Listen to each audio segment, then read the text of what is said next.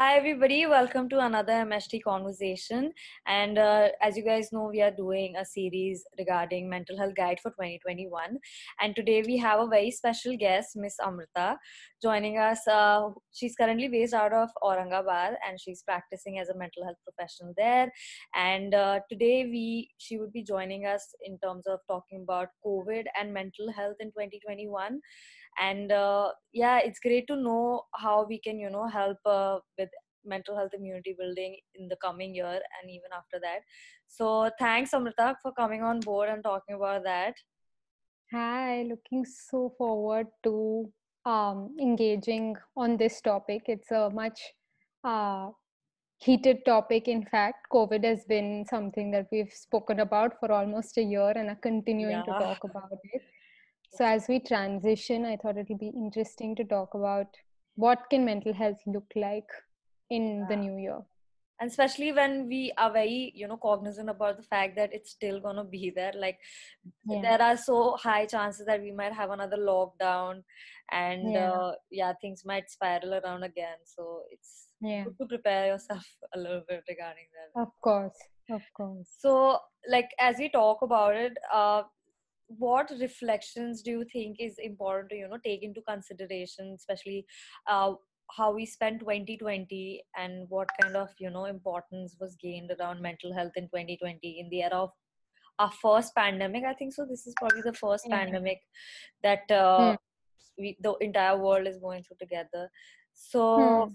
according to you, what do you think are some important reflections that can be helpful and also, act as probably milestones in terms of, human Yeah. evolution that are important to be acknowledged? Sure.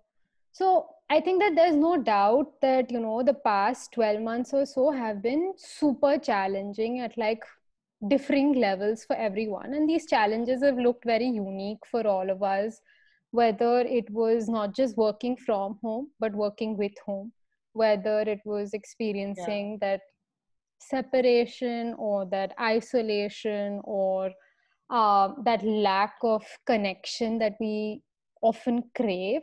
Of yeah, course, it looked very different for um, everyone. And personally, for me, I think stepping into the new year, I myself have been reflecting on like what has my year looked like, and that's been very helpful. Um, I think one of the ways definitely was to see that what was 2020 like for me, like giving myself the space to yeah, actually uh, see, like a bird's eye view almost, what was 2020 like was it a roller coaster, was it easy, was it difficult, what did I learn from it, one of couple of things that I picked up from it that I can continue to carry forward from it is something that has been very helpful at personal levels, and I think everyone can definitely benefit from that particular question. Um, 2020 was so unique in that all of us developed a lot of our own coping skills.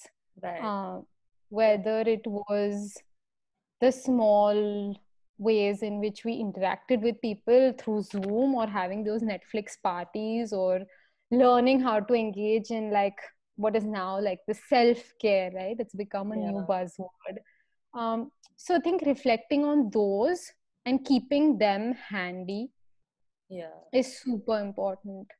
Um, That's so true. And even when I am, reflecting on some of the things, I think so coping is something, as you rightly highlighted, was something I can relate to very well because that's also something that happened to me. Even I was yeah, a part of the pandemic, and of course, things were not always happening the way you sure. wanted. And there were instances where you had to actually cope with some kind of loss or the other. And Yeah. for me, I think so that's one of the things that I'm relating on in terms of reflections. Otherwise, I Yeah. think so. Yeah, it's actually a very good question for viewers watching right now to think about the reflections of 2020 in all kind of spheres. For me, another thing is I picked up cooking as a habit. Yeah. I've been cooking Yeah. quite often, and I'm now enjoying it. So Yeah. And it's only because of the pandemic, because Of there was course. time handy, plus you couldn't order. You remember those days when it was Yeah, all yeah, locked down and sure. so much scare around food outside. So Yeah, yeah, that's true. What, like, apart from that, what, okay, fine, we have talked about the reflections, and another, yeah, side of the coin is what can we now expect from 2021. yeah, what yeah. what would you like to say about that? Is it good to have expectations or not at all? Hmm. What is your Yeah. stand on that? I think, see, can expectations not be there? We're human after all, right? Yeah. All of us at some level are going to have expectations. The key word being, can we manage our expectations? See, all of us had expectations from 2020, and then suddenly something just came and hit us. Like, what happened to our expectations, right? So I think it's more about managing expectations. And like you said, right, like 2020 was a year where we grieved, and grieved like universally, not just because of the loss of someone, of course that also happened, but because of the loss of simple things that we were getting in life up until then. So now that we're stepping into 2021 again with the fear of unknown to a great extent, it's probably a little more about what can I expect from it? How can I regulate my emotions in the face of uncertainty? How can I, are there areas where I need to cope better? How can I incorporate a few skills to then navigate those challenges, right? I think 2020 then teaches us to be a little more prepared for Yeah, 2021. so true. I mean, the pandemic in itself has taught such a big lesson, and yeah, that's something to take forward into 2021 and even rest of our life, I think. Yeah, uh for sure. yeah, that's a very important lesson, as you pointed out. And another thing that I think about, and it's a big question in my head, is that again, we are in somewhat, I mean, it's still a pandemic, though a lot of Of course. rules are not as strictly followed as Hmm. they were before. But is there going to be a change from pandemic to a non-pandemic era, especially in Hmm. terms of probably as our psychology and mental health? What Hmm. is that going to be like, and how can one prepare for themselves for that? Because I heard Yeah. this phrase, it was trending in between, a pretty much like after the lockdown, people were talking about pandemic fatigue. I mean, Hmm. what is that, and how is that affecting people? Yeah, for sure. I'm glad you bring it up because, like you said, right, the transition itself, there is, of course, the element of preparedness, but there's also the element of like a lot of fear, a Yeah. lot of, even to some extent, I'd say hopelessness or helplessness about, Array, we can't do this anymore. Like, not again. Give us a new year, give us a fresh year. Um, and that's a feeling all of us are entering with, whether it's the most accomplished person or whether it's someone who's relatively like very comfortable and privileged, etc., etc. It's a very um, again a universal feeling, right? Everyone wants a fresh year.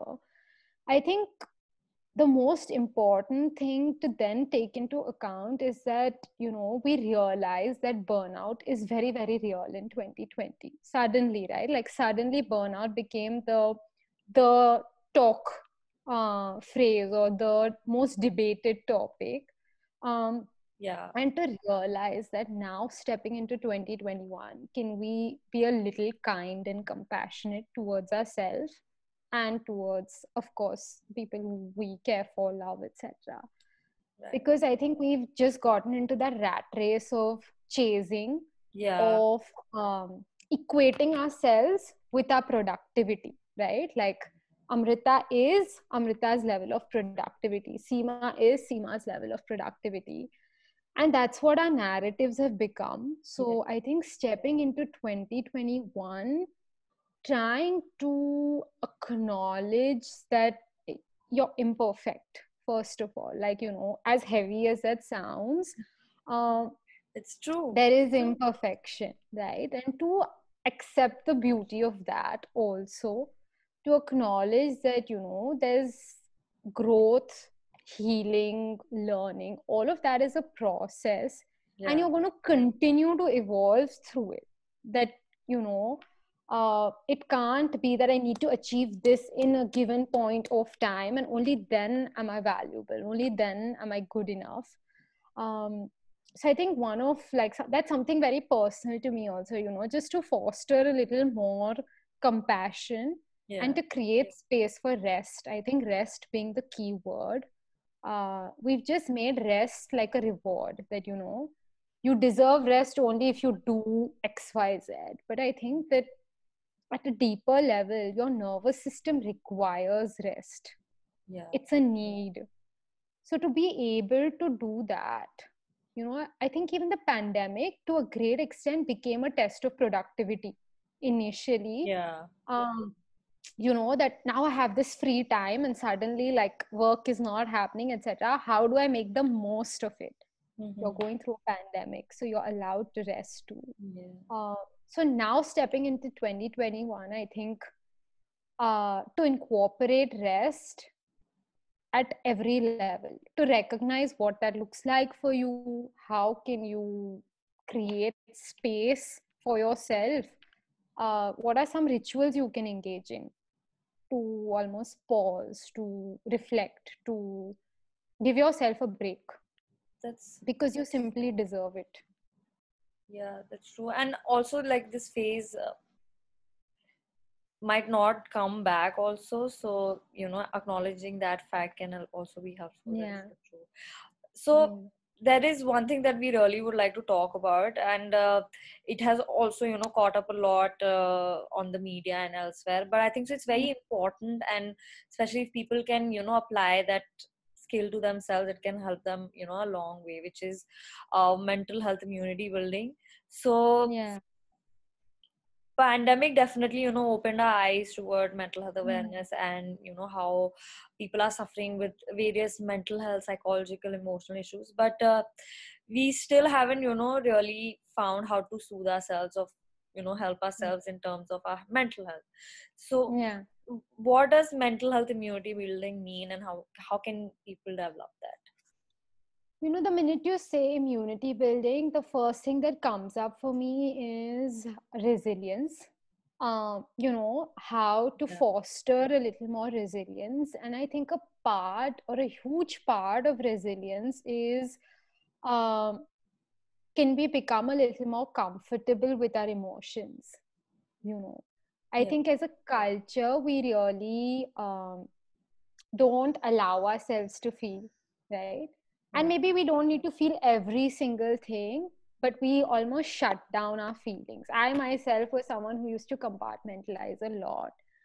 um, and a huge part of, I think, building my immunity or building my tolerance was to recognize what I'm feeling, um, was to accept that I'm feeling away, right? So accept that, I'm feeling Mm. bored, accept that I'm feeling frustrated, accept that I'm feeling irritated, and then to support myself. The minute I recognize I'm feeling some way, right, I can automatically then ask myself, okay, so what is it that I need right now? What is it that this emotion is telling me? How can I change the meaning of that for myself? Right? So I think, to put it very simply, it's RAS: recognize, accept, and support. That is one of the ways in which I think um, you can build your immunity or your tolerance for a lot of emotions and learn how to support um, that emotion. Like I said, I think it's more about managing, regulating, rather than completely either shutting it out or blowing it out of proportion. Um, and I think people have been doing that. 2020 again was a year where people learned to see what their window of tolerance is. Again, it's a psychological concept, and to see that, am I stepping out of my window? in terms of, am I getting super aroused? Am I getting too agitated? Am I getting too anxious, too overwhelmed? Or vice versa, right? Am I getting too low? Am I feeling too sad? Am I like shutting down? And to incorporate a few habits, Yeah. practices, I'd say, to be able to come back to that window. Yeah. But to come back to the window, the first thing you need to do is recognize that you're out of it. True. um, so to tune in with what you're feeling, and then I think grounding is one of the ways that I often recommend to all my clients, and practice myself. It's a beautiful way of building your tolerance, immunity, resilience, coping, whatever you want to call it. And there are so many ways in which you can ground yourself to come back to like the present. I think a huge part of immunity building then looks like, how do we become a little more present rather than staying stuck in the past or the possible future? How can I come back to the here and now? That's true, and it's a great practice. I'm sure a lot of people have found it beneficial for themselves. Uh, would you like to, give them some tips about how to practice grounding? Those who are watching Sure, right now. sure, sure. So I think, again, I'll briefly give a very short description of what grounding is for those who are very new to it. Yeah, It's a very simple practice of helping you reconnect with, and refocus on the present moment. So a lot of times, our anxieties, our frustrations, a lot of it is because of a particular thought and because we believe the thought to become a fact. um, right? So if I'm thinking that I'm imperfect, I just believe, after a certain point of time, the minute that thought comes up, I believe that it's true. So grounding helps you separate the fact that it's just a thought. And simple practices bring you back to the present. So it could be a practice of doing a 5 4 3 2 1. That's one of my favorites. um, 5 things that you can see around you, 4 things that you can hear, 3 things that you can touch, 2 things that you can smell, and 1 thing that you can taste, all in the present moment. So it just reorients you back into what is it that you're experiencing now. Are you really experiencing a thought to be real, or are you actually in a different situation? Are you in a different surrounding? Can you yeah, experience the surrounding for what it is? So that's one of the ways. There are different ways of grounding. There's a sensory way, there is physical ways, right? So people like to move themselves, do a little bit of stretching to really feel your body, like yeah. stretch fully, and then relax yourself. uh, a quirky one is to play with ice and to really like feel the temperature of the ice, feel the sensation of it, to come back to again the present. um, Yoga is a very good way of it, of practicing it, whether it's in the form of saying om and listening to that vibration, or it's in the form of like a pose, a yogic pose, whether it's like that Surya Namaskar with the flow of it. Yeah. um, Even meditation, you know, I think us millennials often hate that term because it just seems so taxing to like sit with ourselves for 5 minutes. But I think that that's the key to immunity building, you know, being able to be Absolutely. comfortable with ourselves. Yeah, um, absolutely, absolutely.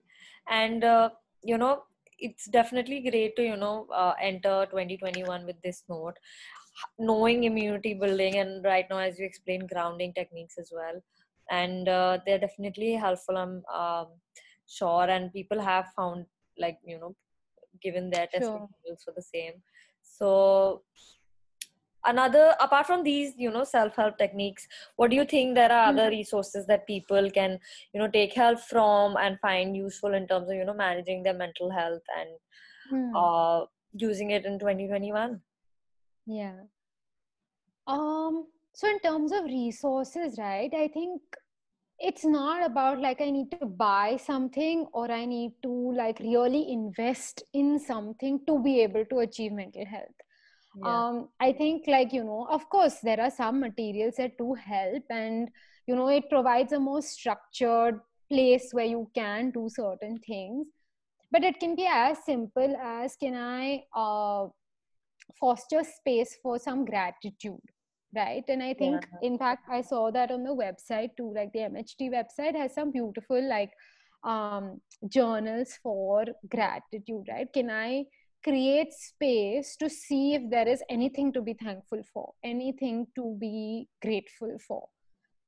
Because that's one way in which we allow ourselves to also feel happy, right? In the most miserable times also, just thinking about, okay, something happened and for a few minutes of the day I felt joy, that Yeah. it instantly can bring like a smile to your face, or it can instantly like cheer you up, even if it's short lived.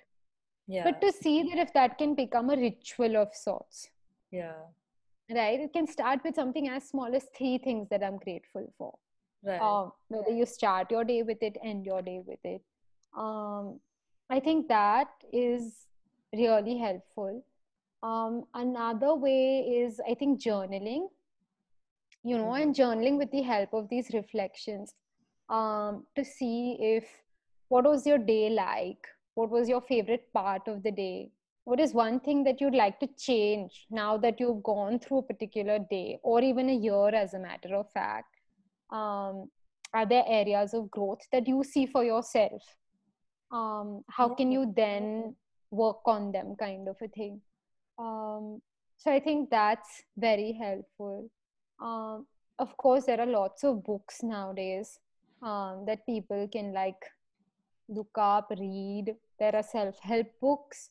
um, I think one of my favorite books was, in fact, for this year, was Daring Greatly. I don't know if people have heard of it, or I'll of course share details with you if you want to like mention it somewhere. um, it's a What is it book by about? Brené Brown. Okay. I love her. She's an author, psychotherapist, social worker, a lot. Right. Um, but I think the book was all about immunity building.